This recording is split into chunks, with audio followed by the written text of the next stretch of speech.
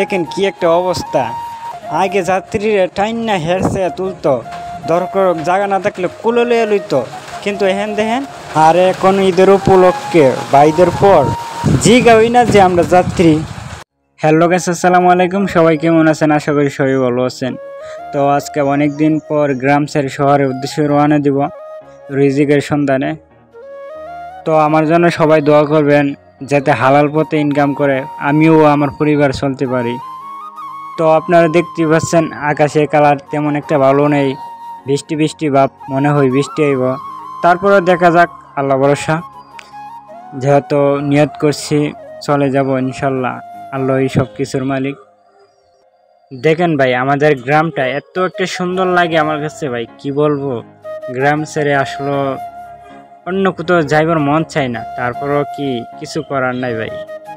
আমরা ছেলে মানুষ, অনেক কিছু স্যাক্রিফাইস করে চলতে হবে।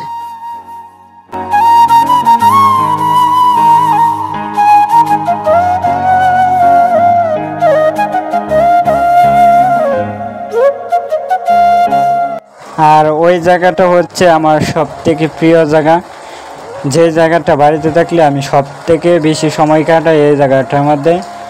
মোবাইল টিভি অথবা অযথাই বয়াতে হাওরের বাতাস লাগে। আর যারা গ্রামাঞ্চলে থাকে তারাই বুঝবে। তো অবশেষে বাড়ি থেকে বিদায় নিয়ে রওনা দিলাম। আর যখন সবার কাছ থেকে বিদায় নিয়ে চলে যাচ্ছিলাম, পিছনের দিকে তাকিয়ে দেখলাম মা দাঁড়িয়ে রয়েছে। বারবার বলতেছি যে মা চলে যাও, তারপরও দাঁড়িয়ে রয়েছে।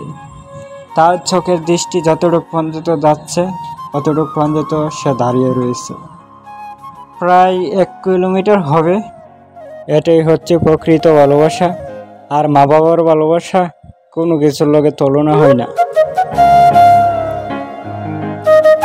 তো আপনাদের সাথে কথা বলতে বলতে এসে পড়েছি আমাদের ব্রাহ্মণবাড়িয়া বিশ্ব রোড।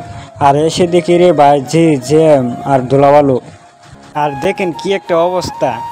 আগে যাত্রীরা টাইন না হেরছে তুলতো, দরকার জায়গা না থাকলে কুলো লইয়া লইতো, কিন্তু এখন দেখেন আর এখন ঈদের উপলক্ষে বা ঈদের পর জিগাওই না যে আমরা যাত্রী। তো অবশেষে একটা গাড়ি পেলাম, তাও আবার লোকাল। আর দেখেন আমার কি অবস্থা ভাই, মানে ঘেমে একদম শেষ, যা বলার মতো না। তো আজকের মতো এখানেই শেষ। ভালো লাগলে ভিডিওটা ফলো করে দিবেন এবং একটু শেয়ার করে দিবেন।